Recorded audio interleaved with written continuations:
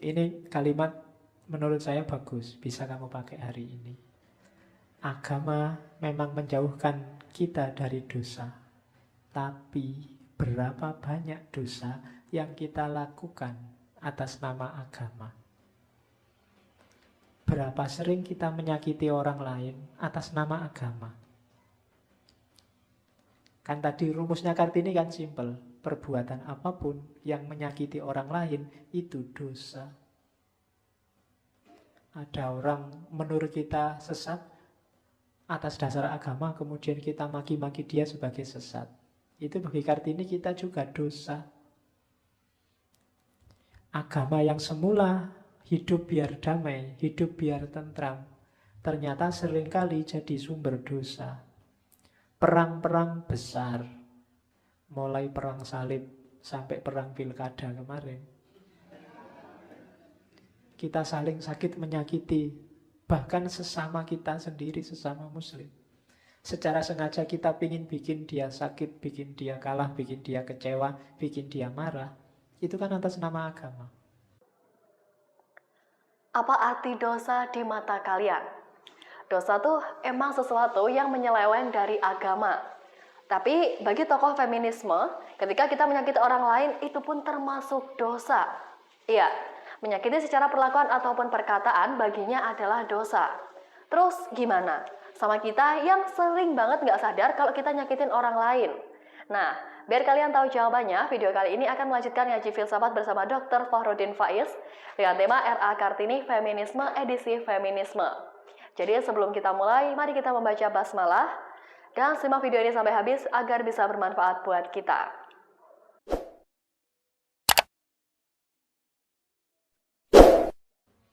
Yang merusak zaman itu apa? Candu. Nanti ada tahun-tahun tertentu ketika orang menyebutnya perang candu. Di Jawa ada era ketika candu merajalela. Jadi katanya Kartini, dia sedang bahas alkohol sebelumnya, minuman keras. Di sini katanya Kartini, ada barang yang jauh lebih jahat dari alkohol, yaitu candu. Kalau hari ini narkoba. Tak dapat dikatakan betapa besarnya kesengsaraan yang disebabkan oleh candu atas negeriku, rakyatku. Candu itu ibarat penyakit sampar bagi Jawa. Sampar itu penyakit pes zaman dulu. Wabah yang tidak tertanggulangi. Sebetulnya lebih jahat dari penyakit sampar. Penyakit sampar tidak merajalela untuk selama-lamanya. Cepat atau lambat ia akan hilang. Tetapi akibat dari candu akan makin besar, makin meluas, dan tidak akan lenyap. Kenapa? Karena dilindungi oleh pemerintah. Makin banyak orang menghisap candu di Jawa, makin penuh peti uang pemerintah. Penjualan candu merupakan salah satu sumber kekayaan yang paling besar bagi pemerintah Hindia Belanda. Peduli apa dengan kesejahteraan rakyat? Yang penting pemerintah memperoleh keuntungan besar. Kutukan rakyat mengisi kantong pemerintah Hindia Belanda dengan emas berton-ton, berjuta-juta. Oke, gadis muda bisa menulis secerdas ini, itu pasti luar biasa. Zaman itu di Jawa, kalau di Eropa masih mungkin, tapi ini Jawa. Kalimat ini bisa kalian pakai persis hari ini untuk perang narkoba, atau jangan-jangan perang rokok. Karena ada titik ketika pemerintah untung besar dari cukainya rokok. Tapi itu kegelisahannya Kartini. Jadi ternyata aktor utamanya pemerintah. Kayak narkoba hari ini itu loh, mati-matian dibasmi, ternyata pengendalinya malah dari rutan, dari lapas-lapas. Ya kalau lapas ya ada yang melindungi pasti dari dalam.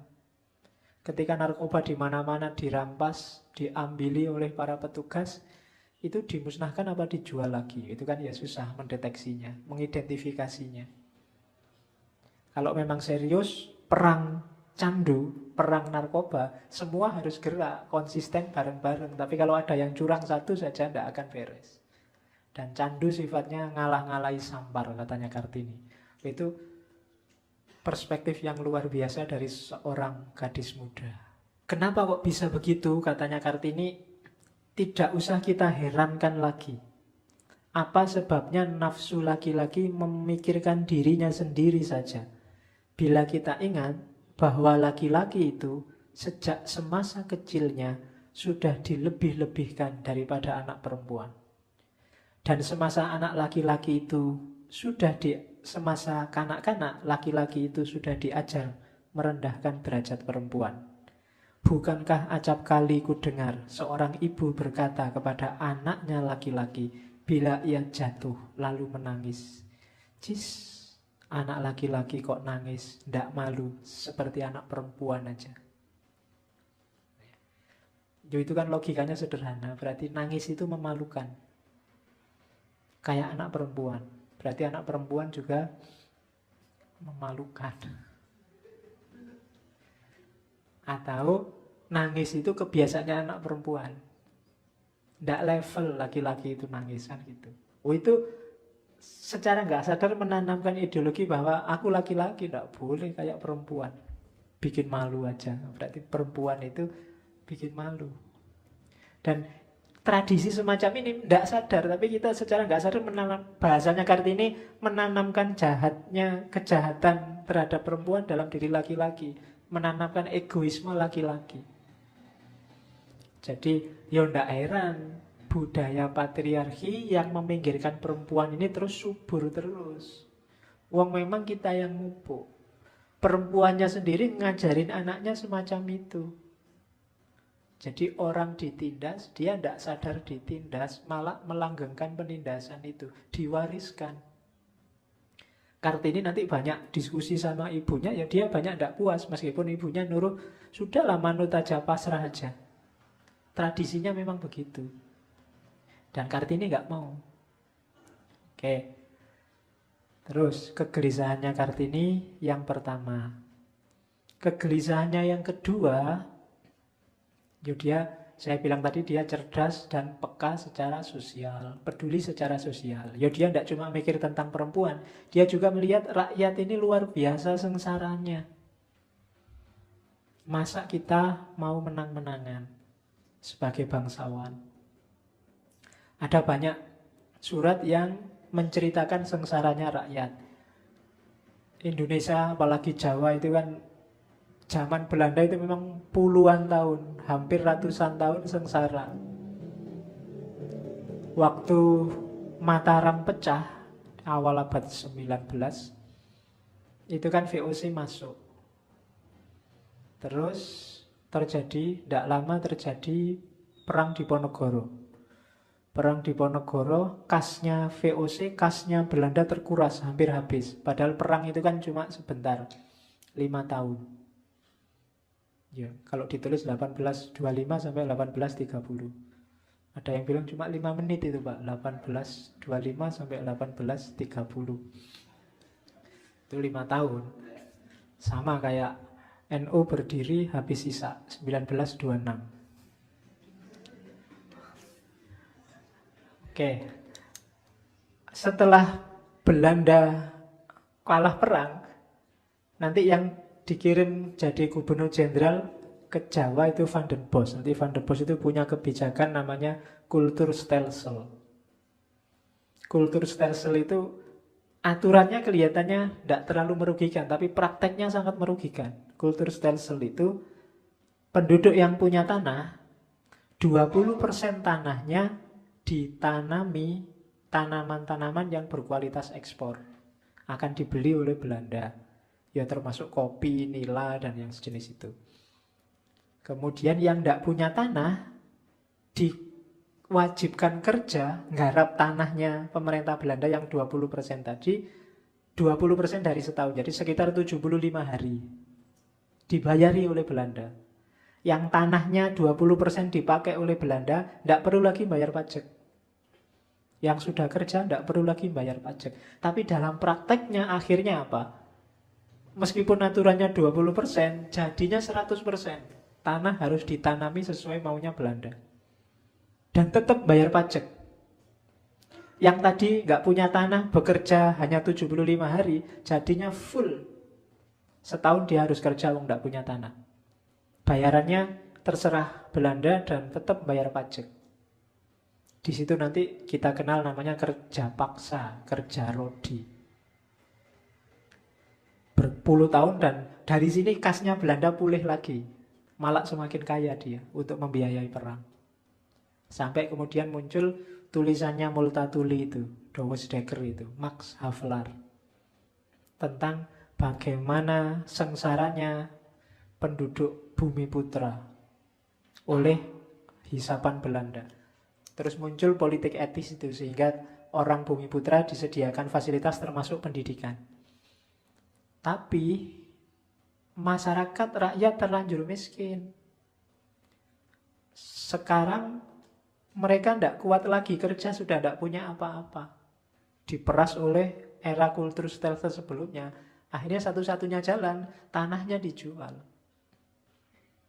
Akhirnya tanahnya hampir semua jadi milik Belanda, dikapling-kapling oleh Belanda, bahkan ngundang investor dari luar Belanda untuk memiliki tanah-tanah itu. Dan pekerja rodinya tetap rakyat. Jadi tetap sengsara zaman itu.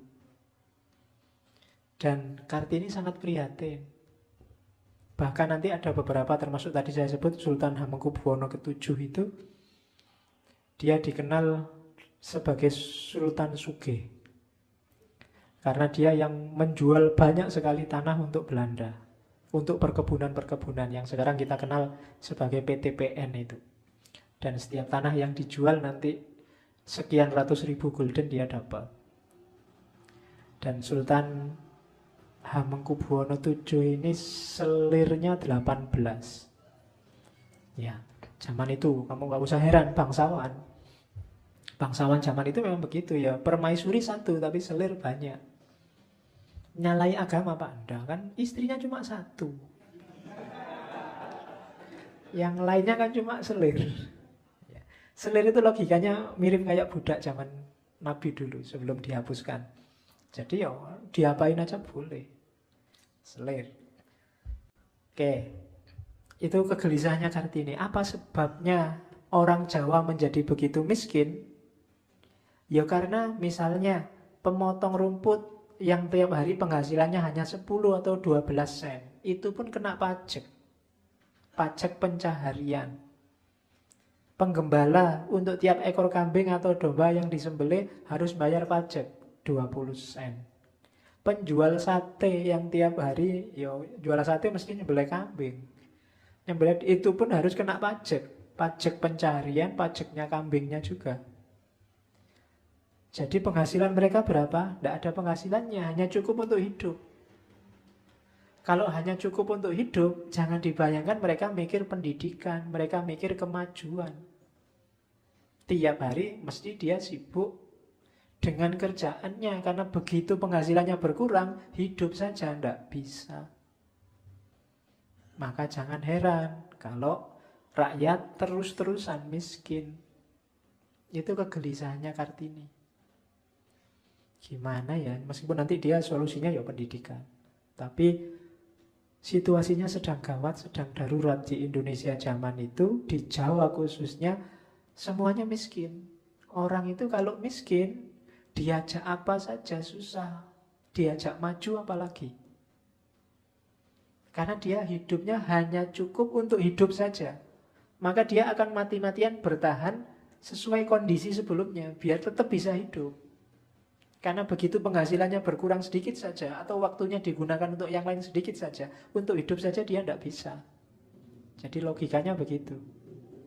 Jadi orang tidak boleh ada di bawah garis kemiskinan, harus di atasnya. Pas di garisnya juga jangan. Harus di atasnya. Biar apa? Biar ada kesempatan untuk yang lain. Kalau orang itu penghasilannya hanya cukup untuk hidup, ya hanya untuk hidup itulah semua aktivitasnya. Di luar itu dia tidak bisa. Dan yang seperti ini bisa ditangkap oleh Kartini. Apalagi sekolah yang bayar. Yang gratis saja mati-matian, mereka nyari waktunya. Oke. Terus ada lagi katanya Kartini. Terus kritiknya yang ketiga, kegelisahannya yang ketiga apa? Feodalisme. Dirinya sendiri, kebangsawanan. Katanya Kartini, sekarang ini kaum bangsawan mengira bahwa mereka adalah makhluk yang lebih tinggi daripada rakyat biasa. Dan karena itu juga berhak mendapat yang paling baik dari segala-galanya. Ini suatu pendapat yang sesat dan harus diberantas. Jadi jangan malah mengajarkan kepada anak-anaknya supaya dari kecil sudah harus dihormati dan dipanggil dengan gelar yang sudah menjadi haknya. Minta dipanggil Gusti, minta dipanggil Raden, minta dipanggil apalagi bangsawan. Makanya ungkapannya Kartini yang dipakai judul oleh Pramudia kan, panggil aku Kartini saja. Jadi kalau ada Ibu Kartini hadir malam ini, manggilnya nih Kartini gitu aja, enggak usah manggil. Dia enggak suka tradisi-tradisi feodal. Ya. Jadi sebenarnya masalahnya bukan di panggilannya, tapi rasa lebih tinggi dan kemudian kalau sudah diposisikan lebih tinggi ingin diistimewakan. Ada forum, ada pertemuan, dalam hal apapun dia harus istimewa. Itu yang dibenci oleh Kartini. Feudalisme itu harusnya tidak begitu. Justru para bangsawan ini harus jadi pelayannya rakyat. Dan lagi-lagi ini gagasan yang jauh melampaui zamannya. Katanya Kartini yang berhak jadi bangsawan hanya dua. Bagi saya hanya ada dua macam bangsawan. Bangsawan pikiran dan bangsawan budi. Tiada yang lebih gila dan bodoh dalam pandangan saya daripada melihat orang yang membanggakan asa keturunannya. Tidak ada bangsawan keturunan. Bangsawan itu pikiran dan budi. Kalian istimewa kalau pikiranmu unggul dan akhlakmu terpuji. Itulah bangsawan. Bukan karena gelar, bukan karena ustadz, kiai, habib. Bukan itu. Katanya Kartini loh ya. Yang unggul itu bangsawan pikiran dan bangsawan budi. Mereka yang memang ilmunya dalam dan akhlaknya terpuji. Itulah mereka yang berhak menyandang gelar bangsawan. Boleh kita istimewakan karena kita butuh mereka. Bukan orang yang hanya mengandalkan gelar dan keturunan. Apakah Raden, apakah keturunan kiai, keturunan ustadz, itunya tidak penting. Yang penting ceklah apakah dia bangsawan pikiran ataukah bangsawan budi. Oke, itu kritiknya Kartini pada feudalisme. Ini kita masih ngomong kegelisahan-kegelisahannya. Kegelisahannya Kartini lagi, ini nggak bisa disembunyikan. Dia agak bingung dengan konsep yang namanya poligami. Agama kok boleh ya poligami? Katanya Kartini, Allah menjadikan perempuan akan jadi teman laki-laki dan tujuan hidupnya ialah bersuami. Benar, tidak tersangkal, dan dengan senang hati aku mengakui bahwa bahagia perempuan yang sebenarnya adalah hidup bersama dengan laki-laki dengan damai dan selaras. Ya memang nikah itu untuk membentuk sakinah, hidup damai dan selaras. Kita saling butuh laki-laki dan perempuan. Tetapi betapa mungkin hidup bersama dengan damai dan selaras bila aturan kawin kami demikian. Tiap orang perempuan yang kawin dalam dunia pergaulan hidup kami tahu bahwa bukan hanya dia saja akan tetap jadi istri suaminya. Dan bahwa besok lusa suaminya itu boleh membawa perempuan lain jadi temannya pulang ke rumah. Menurut hukum Islam, perempuan itu istrinya yang sah juga. Ya, jangan salahkan Kartini. Itulah yang dia pahami, itu yang dia tahu. Dia melihat kesengsaraan-kesengsaraan perempuan yang dipoligami. Dia melihat fakta Cuma dia bingung, kok boleh sama agama? Yo, Kartini belum ketemu materi hermeneutik, belum ketemu materi tafsir-tafsir yang baru, dia belum kenal.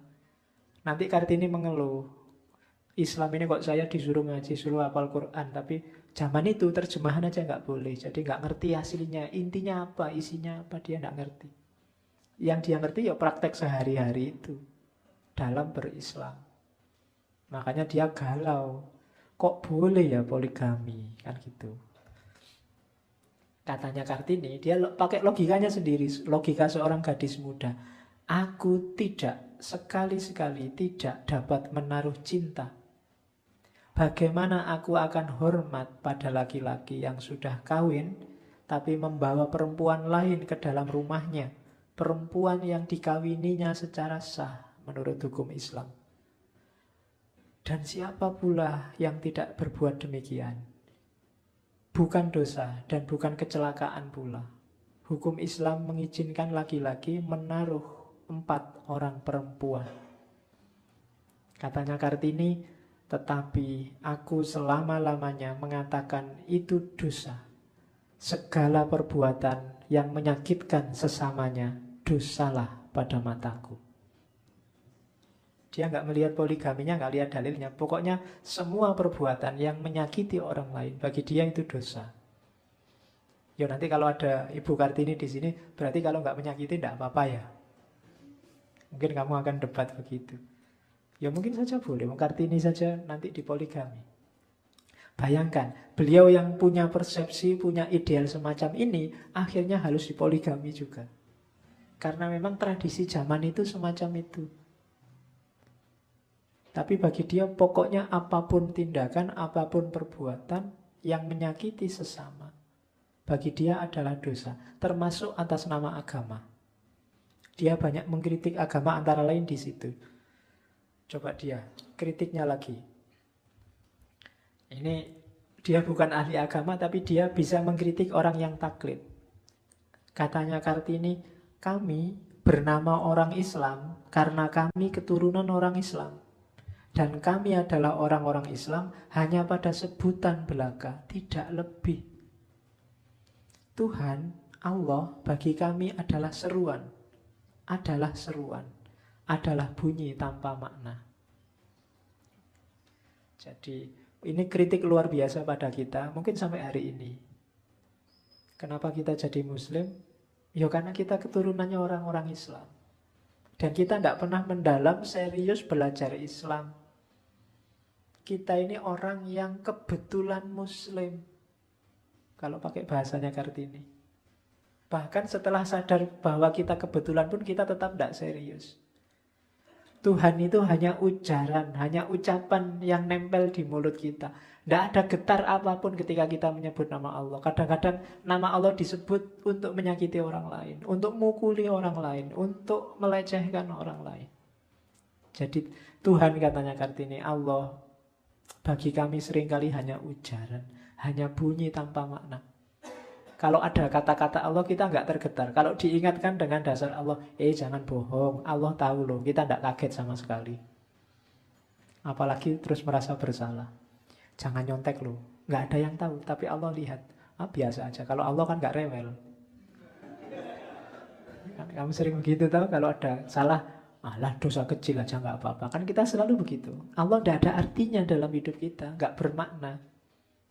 Itu kita. Islamnya nggak mendalam. Itu. Jadi sekian ratus tahun yang lalu sudah dikritik oleh Ibu Kartini. Ya kita Islam ya karena kebetulan aja orang tua kita Islam. Lagi pula sebenarnya agamaku Islam karena nenek moyangku Islam. Bagaimana aku dapat mencintai agamaku jika aku tidak mengenal dan tidak bisa mengenalnya? Semangatnya sebenarnya luar biasa Ibu Kartini. Cuma dia kepentok tradisi. Al-Quran terlalu suci, tidak boleh diterjemahkan ke dalam bahasa apapun. Di sini tidak ada orang yang ngerti bahasa Arab. Di sini orang diajar membaca Al-Quran, tetapi tidak mengerti apa yang dibacanya. Ini kalimat-kalimat luar biasa yang sering kita pakai hari ini. tapi sudah digelisahkan puluhan tahun yang lalu oleh Ibu Kartini. Dia ingin bisa, tapi tidak mungkin bisa. Situasinya nggak memungkinkan. Bahkan terjemahan Al-Quran saja dia tidak nemu. Cukup disuruh baca, bagus tajwidnya, beres, tidak keliru, selesai. Maksudnya apa? Tidak boleh tahu, seakan-akan begitu. Maka jangan salahkan beliau kalau salah paham, kok Islam jahat ya, boleh poligami. Wong dia tidak punya waktu untuk mendalami Islam. Situasinya tidak memungkinkan. Ada yang bilang zaman itu memang ada intervensi dari Belanda untuk Al-Quran jangan sampai diterjemahkan. Karena ayat-ayat tertentu bisa membangkitkan semangat revolusi. Biar aja sudah dihafalkan tidak apa-apa. Semakin banyak hafid tidak apa-apa. Tapi tidak usah diterjemah, ditafsir. Nanti orang paham apa maunya Quran. Kalau paham bahaya. Itu Belanda. Jadi itu dikritik oleh Kartini. Berarti apa? Selama ini hampir semua umat Islam cuma taklid, cuma manut. Tidak ada yang berislam sendiri secara serius dan mendalam. Nah itu yang dikritikkan oleh Ibu Kartini. Ini kalimat menurut saya bagus, bisa kamu pakai hari ini. Agama memang menjauhkan kita dari dosa, tapi berapa banyak dosa yang kita lakukan atas nama agama? Berapa sering kita menyakiti orang lain atas nama agama? Kan tadi rumusnya Kartini kan simpel. Perbuatan apapun yang menyakiti orang lain itu dosa. Ada orang menurut kita sesat atas dasar agama, kemudian kita maki-maki dia sebagai sesat. Itu bagi Kartini kita juga dosa. Agama yang semula hidup biar damai, hidup biar tentram, ternyata seringkali jadi sumber dosa. Perang-perang besar, mulai perang salib sampai perang pilkada kemarin, kita saling sakit menyakiti, bahkan sesama kita sendiri, sesama muslim. Secara sengaja kita ingin bikin dia sakit, bikin dia kalah, bikin dia kecewa, bikin dia marah. Itu kan atas nama agama. Padahal apa ya, Nabi dulu membawa Islam dari Allah itu untuk tujuan itu. Jadi kritiknya Kartini bagi saya ini luar biasa. Jadi kadang-kadang agama kita pakai jadi senjata untuk menyakiti orang lain. Kita pakai sebagai dalih atas dosa-dosa kita. Jadi agama memang sebenarnya visinya agar orang tidak berdosa. Tapi seringkali kita pakai agama sebagai dalih kita saat melakukan dosa. Kita yang hari ini mungkin bikin kalimat semacam itu saja juga masih susah. Tapi Kartini bisa. Itu yang saya sebut tadi, dia cerdas. Dia punya kepekaan, kepedulian sosial. Kalau dia sampai kuliah, apalagi sampai S2 atau S3, mungkin dia bisa jadi ilmuwan besar. Sayangnya dia hanya sampai umur 12 tahun sekolahnya. Tidak kayak kita. Itu ruginya kita sebenarnya ya. Harusnya kesempatan kita lebih banyak, lebih besar. Harusnya kalau kita nulis, kekuatannya berkali lipat dari kekuatannya Ibu Kartini. Tapi ternyata tidak. Mungkin kita memang seriusnya kurang. Kita lebih banyak isengnya daripada seriusnya. Ya tinggal kamu persentase. Coba ya, 24 jam hidup kita itu isengnya berapa persen, seriusnya berapa persen. Saya membayangkan Ibu Kartini itu masuk harem, pingitan kalau bahasa Jawanya. Dan di dalam kesibukannya cuma dua, membaca sama menulis. Sama mendengarkan obrolan orang-orang sekitarnya untuk menangkap ada perkembangan sosial apa yang terjadi.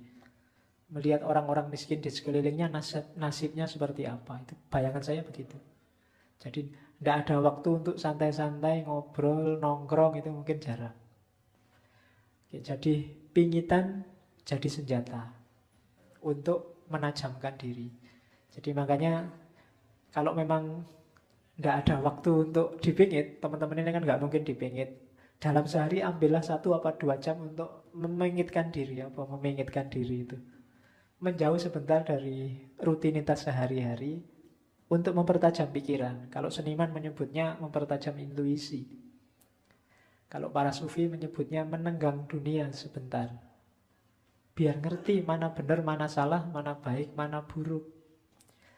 Kekurangan kita selama ini terlalu terlibat, tidak pernah mundur sebentar. Padahal kalau kita tidak mundur, tidak akan kelihatan yang di depan kita itu seperti apa. Kacamata ini kelihatan bentuknya kayak kacamata kalau ada jaraknya. Kalau nempel di mata kita, kamu tidak akan tahu kacamata ini bentuknya seperti apa. Hidup kita di dunia juga begitu. Ada banyak hal yang kamu yakin pasti benar. Padahal mungkin itu tidak pasti benar. Kamu yakin karena tiap hari kamu terlibat di situ sehingga tidak kelihatan jeleknya di mana. Ada saat kamu harus ambil jarak sebentar. Coba lihat dari jauh. Oh, kan gitu. Ternyata kayak gini tuh bentuknya, kan gitu. Cantik atau tidak cantik itu kan ada jaraknya. Kalau sudah nempel, itu sama aja sudah rasanya. Antara cantik dan nggak cantik. Podo wae. Tapi kalau sudah ada jaraknya, oh ternyata pacarku cantik toh, atau pacarku nggak cakep ternyata. Itu dalam jarak. Tapi kalau sudah jaraknya habis, itu tidak ada bedanya, cantik dan tidak cantik. Kamu tidak bisa lihat, kamu sudah nempel. Jadi, sisihkan waktu kita, sehari 1 jam aja deh kalau nggak bisa panjang. Untuk evaluasi, kayak Kartini itu, tulislah hal-hal tertentu. Nulis aja tidak apa-apa. Curhat tidak apa-apa sudah. Nanti akan kelihatan. Kira-kira warna hidup kita itu apa.